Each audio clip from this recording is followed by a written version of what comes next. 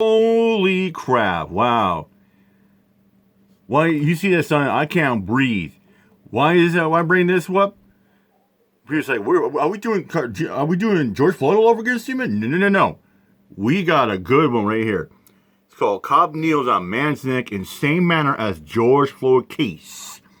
New York cop puts knee on man's neck, similar to George Floyd. Check this out. Here we go. Cop puts knee on a man's neck in a very similar style as the cops who killed George Look at that. Floyd. And Breonna Taylor.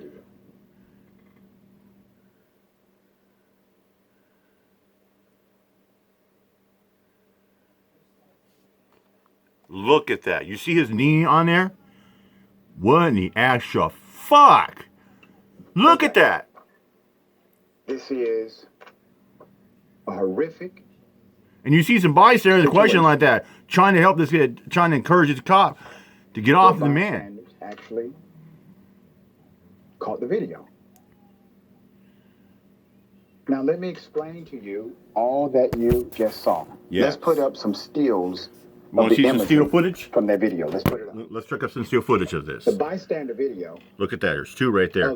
Look at it. You can see right there. This caught his knee on his neck right there. Year-old Mr. Waddle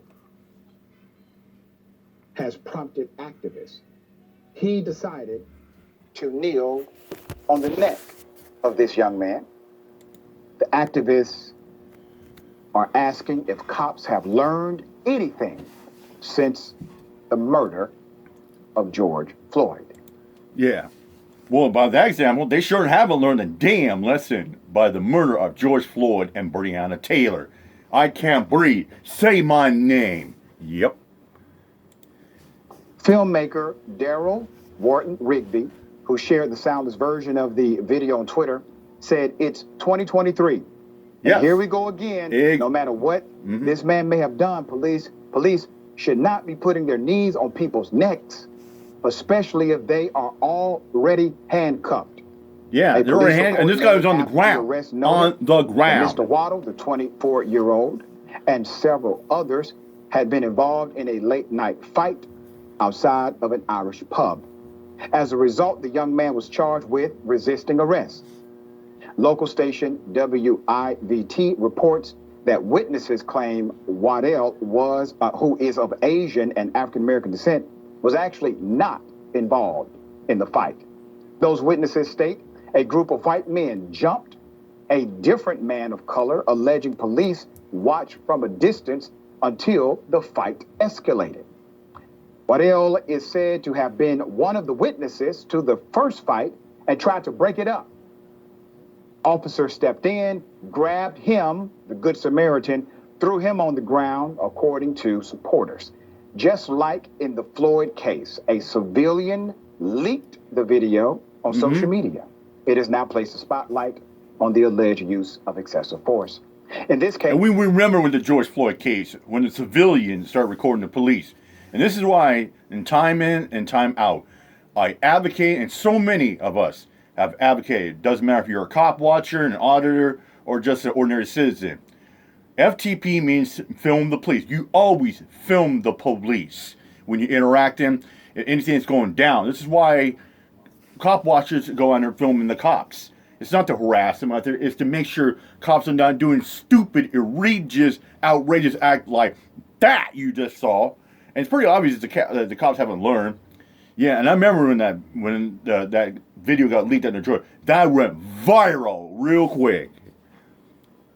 Case, there are multiple videos with someone on a second video calling for others to pull their phones out and document the incident. Yep. One of the videos is only 11 seconds, but clearly shows the arrest, capturing the man screaming for others to record, and before it ends, uttering, "I can't breathe."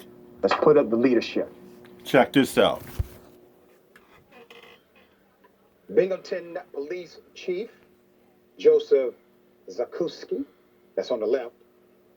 The department has not released a comment, but the city's mayor, Jared Crime, on the right, has released his remarks informing the community. An in-depth investigation is actually underway. That's what he says. The mayor also mentioned on Monday, January 2nd, the 24-year-old male in the video filed a complaint with the police. Like all complaints, he said, it will be swiftly and thoroughly investigated to determine facts, including review of body camera footage. Okay?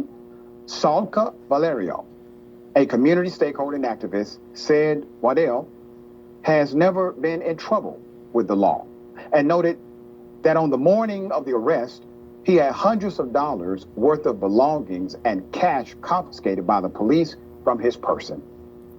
The new father had no intention of bringing the new year in this way.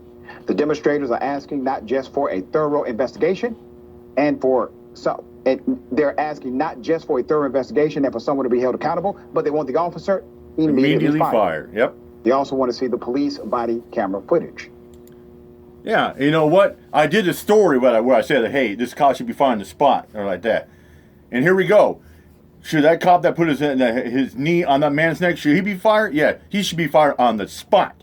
And he should never be a police officer ever again. Officials have not answered the request for the footage. We want to see that footage as well. Keep recording. Keep documenting. Yeah. Keep FTP, film the police. A bona fide strategy of Dr. Film Martin the Luther King police Jr. for the people. I teach a course called Dr. King as a Change Agent. Yep. FTP, baby. Film the police. NOTSEE, baby. Live it up. Remember it.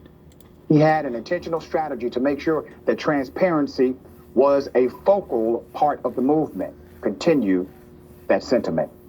Dear sister, thoughts here? Yeah, like, why is this happening? How has nothing sunk in as far as these cops and their behavior after record-breaking protests after the murder of George Floyd? One of the problems with political activism and commentary, something that we all have to contend with, is that more often than not, the messages that we're preaching don't reach the people that most need to hear them. You can have global protests about police brutality, but people still will not be moved to listen, let alone to act. And even if these messages do reach the people they're intended to, people don't always recognize themselves in the stories. They don't assume that they're the ones being spoken to. There's no introspection, or if there is, it's easier for them to just ignore the comments, ignore the outrage, and ignore the lessons, because ignorance is simply easier than personal betterment. They make excuses for themselves, for their colleagues, and their behavior. They choose to instead feel attacked and make themselves the victims, which is kind of impressive. And then they choose to continue on as they always have. And then, unfortunately, we get repeat stories like this one. This should not have happened. You know, I pose this question to all cops. What do you want to be? Do you want to be human? You want to be a human being, or do you want to be a monster? You get to make that decision. Nobody makes that decision for you. No, not at all. And this is why, like Vince, when we're sitting there saying, "Oh, people who film the cops are harassing." No, it is our God-given right. It is our First Amendment right to do so on the freedom of press.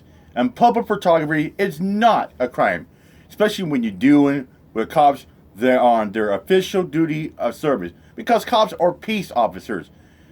They should be protect and serve the community, not berate and bully and harass and doing acts like that, putting a knee on a man's neck. And that man, just like what George Floyd said, I can't breathe.